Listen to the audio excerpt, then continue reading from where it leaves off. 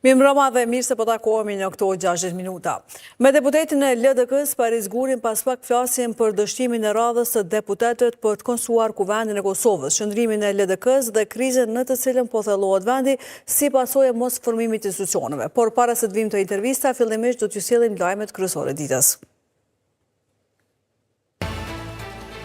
Politikani serb Aleksandar Arsenivić po kërkohet nga policia e Kosovës pas gjetjes së armatimit. Arsenivić thotë se është i gatshëm të bashkëpunojë në rast se i ofrohet gjykimi i drejtë. Dështon përsëri konstruimi i Kuvendit. Deputetët fajsojnë njëri tjetrin se po rrezikohet humbja e kredisë 90 milionësh nga Banka Botërore si pasojë e mos konstruimit. Dhomat e specializuara rrëzojnë mocionin në rastin për administrimin e drejtësisë në rastin e Thaqit. Mbrojtja pretendonte që rasti ishte dashur të iniciuar nga trupi gjykues në rastin për krime lufte. Izraeli godet objektin bërthamor Fordo në Iran 2 ditë pasi ai u sulmua nga SBA-ja. E shtëpia e bardhë përsërit se centralet e sulmuara nga avionet amerikanë janë shkatruar plotësisht. Politikani serb i Kosovës Aleksandar Arsenivić është në kërkim të organeve të rendit dhe drejtësisë pasi policia gjeti armë në një pronë të tij në veri të vendit një ditë më parë. Kështu ka deklaruar ministri i brendshëm në detyrë i Kosovës Xheral Sveçla.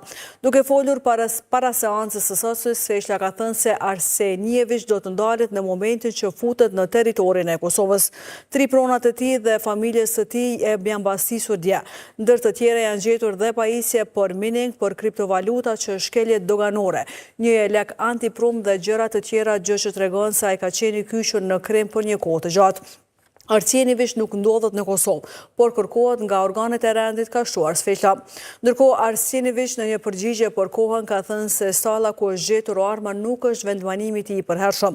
Aty vetëm i mbaj kuajt për kullotje dhe objekti është gjithmonë i hapur dhe i qasshëm për çdo. Në rrethana të tilla kushdo ka mundur të lërë ato sende të dyshimta. Veçanërisht është tregues fakti që mes tyre ka qenë edhe një flamuros i cili kur nuk do të mund të ishte pjesë e pronës sime, pikërisht për shkak të qëndrimeve të mia të njohura politike. Të premtën e ka lënë territorin e Kosovës, ndërsa tashmë të dielën, ditën kur pothuajse asnjëherë nuk kryen aksione policore, ndodhi pasisja.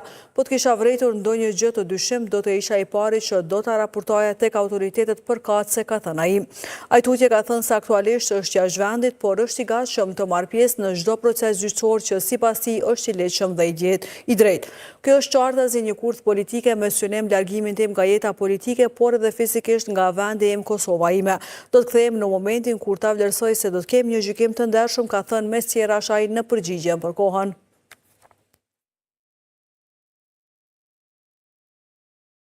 Sipas informatave që më janë dhënë, 3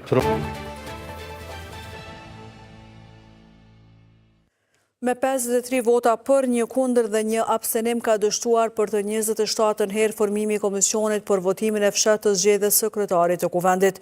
Përveç ndryshimit të pjesëmarrjes së deputetëve në seancë e të votave të komisionit, lëvizja nuk është parë as në qëndrimet e subjekteve politike. Dështimit të 40 për konstituimin e Kuvendit janë duke ju ofruar deputetët e legjislaturës së nëntë.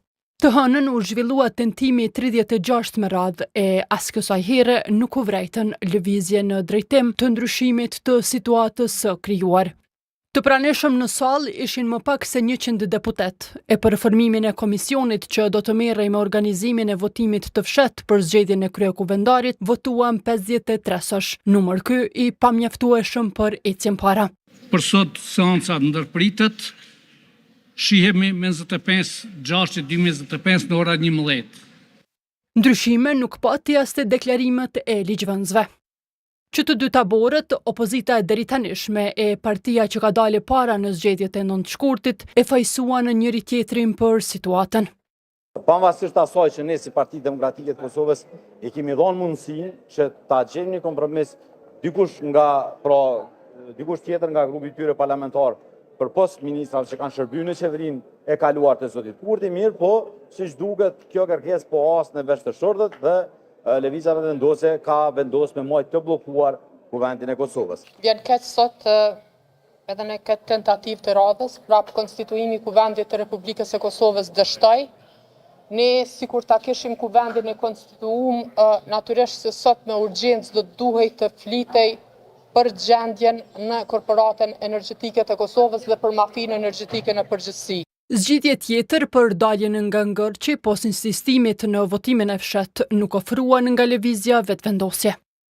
Alternativat për të vepruar janë edhe të kufizuara, nuk është se ka pafundësisht alternativa. Ne tashmë kemi ofruar çdo mundësi sa i përket zgjidhjes së ngërçit.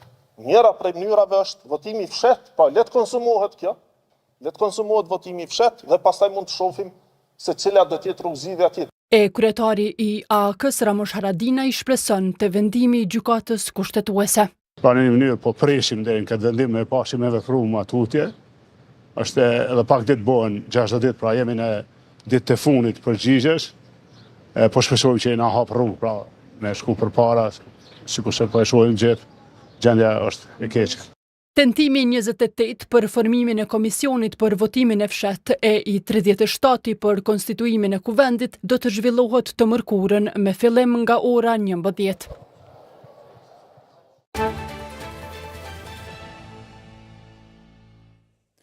Ministri në Ndërtyrë i Financave Hekurar Murati ka kërkuar reflektim nga opozita për konstruimin e kuvendit, pasi sipas tij Kosova rrezikon të humbë 90 milion euro hua pakamat të alokuara nga Banka Botërore për Kosovën, të cilat sipas tij po presin ratifikimin nga kuvendi që nga muaji maj vitit të kaluar.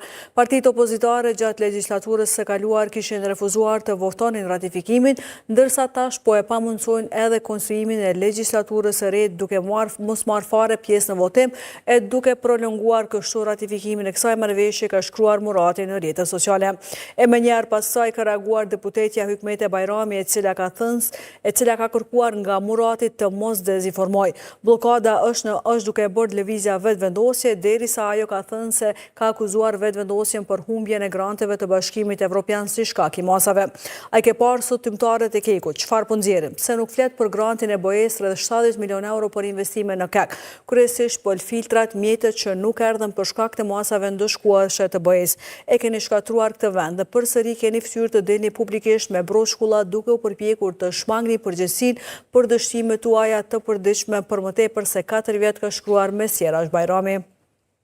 Pra që të dyja të paraqiten si të vërteta. Njëra mund të jetë të vërtetë, por jo të dyja. Domethënë, kjo është Dhomat e specializuara të Kosovës në Hag kanë rrëzuar mocionin e mbrojtjes së ish-presidentit Hashim Thaçi, me cilin pretendoi se rasti kundër administrimit të drejtësisë ishte dashur që t'i nisoj nga trupi gjykues në rastin për krime lufte. Vendimi është marrë më 19 qershor nga gjyqtarja procedurës paraprake, e cila rrëzoi edhe pretendimin e Thaçit se caktimi i saj në këtë çështje ishte bërë në kundërshtim me ligjin, raporton Betimi për Drejtësi. Më 29 nëntor të vitit të kaluar ishte konfirmuar pjesërisht akuzën ndaj Thaçit, Bashkim Smakajt, Isni Kilajt, Fadil Faziu dhe Ajredin Kushit për veprat penale kundër administrimit të drejtësisë, ndërsa në shkurt prokuroria kishte bërë ankesë kundër aktakuzës së konfirmuar, e ku më 3 prill gjykata e apelit vendosi që çështja t'i kthehet gjyqtarës së procedurës paraprake për shqyrtim. Më 14 prill të këtij viti, gjyqtarja e procedurës paraprake ndryshoi vendimin në përputhje me vendimin e apelit dhe 2 ditë më pas e dorëzoi atë. Kurse më 8 maj, mbrojtja e Thaçit kishte dorëzuar mocionin e saj lidhur me këtë çështje.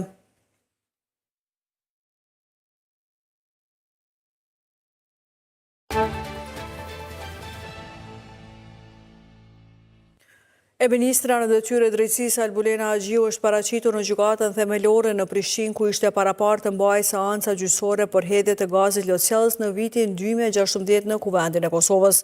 Por seanca u shtyp për shkak të mungesës së të akuzuarve të tjerë, raporton Ekonomia Online. Albulena Agjiu, Besa Baftiu, Donika Kadaj Bujupi e Paleka i akuzohen se në shkurt të 2016 kanë futur bombola të gazit lotësjellës në kuvendin e Kosovës duke kryer veprën penale armbajtje pa leje.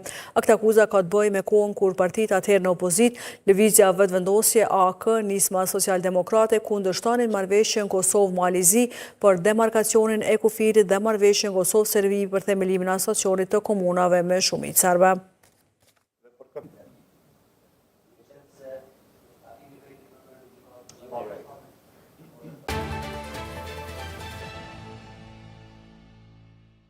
Korporata Energjetike e Kosovës ka njoftuar se të enjtën është rikthyer në prodhim njësia A5 e termocentralit Kosova A dhe është sinkronizuar me rrjetin elektroenergjetik rreth orës 10 të mëngjesit. Sipas njoftimit të Kekut, kjo është bërë pas realizimit të njësër ndërhyrjesh dhe sanimesh teknike të domosdoshme. Të hënën është parë që nga kjo njësi ka rrjet tymyzi. Në njoftimin e Kekut thuhet se në startimin e çdo njësie prodhuese mund të ketë rritje të përkohshme të emetimeve nga ugjaqet. Gjatë kësaj faze fillestare për shkak të natyrës teknologjike të djegjes që fillimisht bëhet me naftë, e më pas kur arrihet temperatura nevojshme me linjet mund të ketë rritje të përkohshme të emetimeve nga ugjaqet. Kjo është një dukuri e zakonshme dhe teknologjikisht e pashmangshme në të gjitha termocentralet e këtij lloji brenda dhe jashtë vendit, thuhet në sqarimin e Kekut.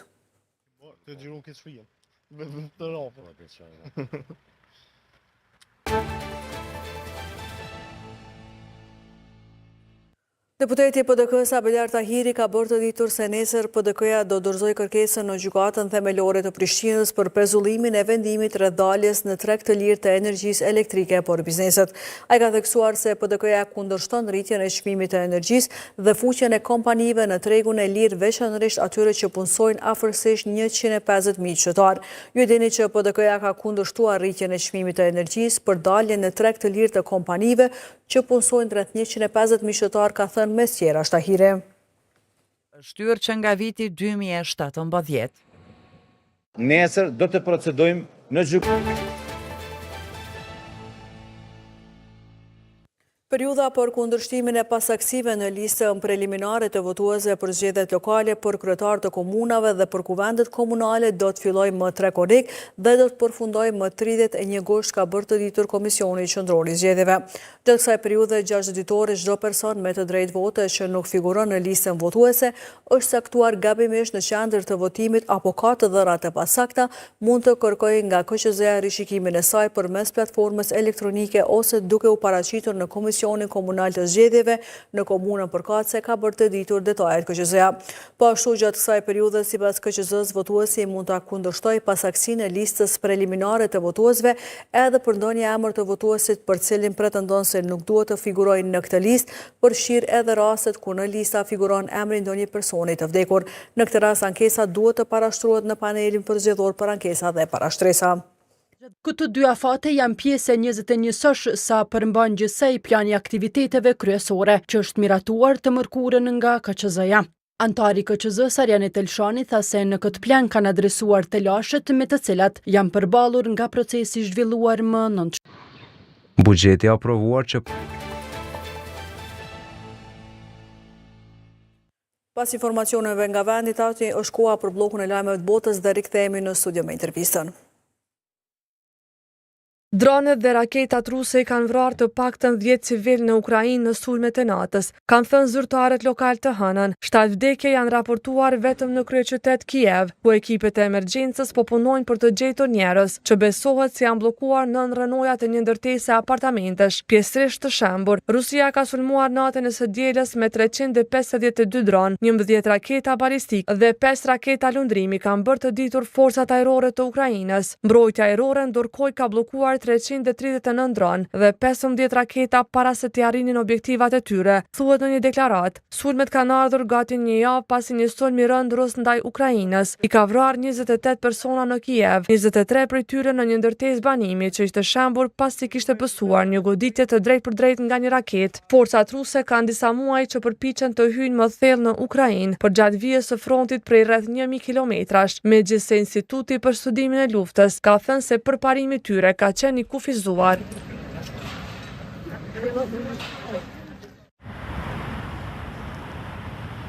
Udhëheqësit e NATO-s pritet të bien dakord këtë javë në një samit në Hag, që vendet anëtare të shpenzojnë 5% të produktit të tyre të brendshëm bruto për mbrojtje, me përjashtim për shtetin spanjoll. Spanja ka arritur një marrëveshje me NATO-n për të përjashtuar nga objektivi shpenzimeve prej 5%, duke njoftuar vendimin e Spanjës të dielën. Kryeministri Pedro Sanchez ka thënë se gjua e zotimit për shpenzime në komunikatën përfundimtare të samitit të NATO-s nuk do t'i referohej më të gjithë aleatëve. Të premten Trumpi ka të ngulur se SBA-ja i ka mbështetur aleatet e saj për vite me radhë dhe tani ata duhet të ndërmarrin hapa. Objektivi prej 5% përbëhet nga 2 pjesë. Aleatet do të bien dakord të rrisin shpenzimet e mbrojtjes në 3.5% nga objektivi aktual prej të paktën 2%, të cilin 22 nga 32 vendet e kanë arritur. Paratë e shpenzuara për të armatosur Ukrainën do të llogariten gjithashtu e 1.5% tjetër do ta përfshinte përmirësimin e rrugëve, urave, porteve dhe aeroporteve, në mënyrë që ushtrit të mund të vendosen më mirë, të bëhet vendosja masave për të luftuar sulmet kibernetike dhe hibride dhe përgatitjen e shoqërive për konflikte të ardhshme.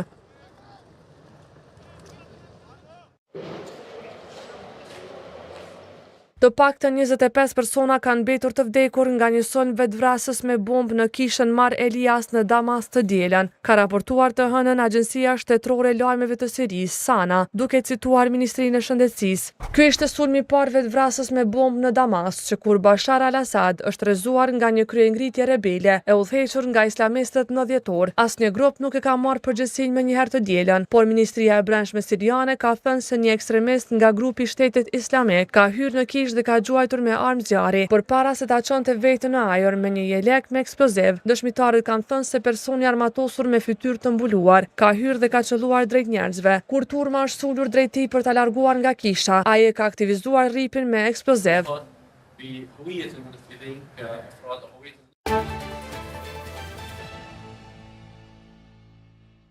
Deputeti i Lidhjes